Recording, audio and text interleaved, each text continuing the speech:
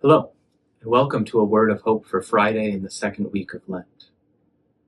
This story that we get in the gospel today of the vineyard.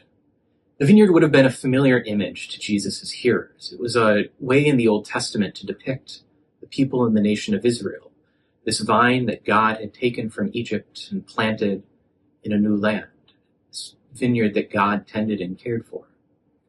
And we know what happens in the parable, right? The owner of the vineyard leases to tenants, and then when the time comes to collect the harvest, he sends his servants.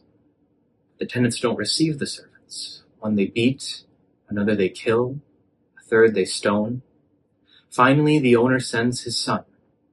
This one too, the tenants kill. The plan hasn't worked. It's failed. They've been defeated. And of course, this is an allegory that Jesus tells for the relationship of God and Israel.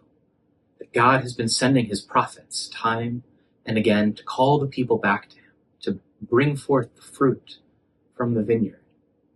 And yet these prophets have been rejected and beaten, and killed. And so finally, in the fullness of time, God sends his son to call the people back, to bring them into relationship with himself. What does Jesus say is going to happen? The son, too, is going to be killed.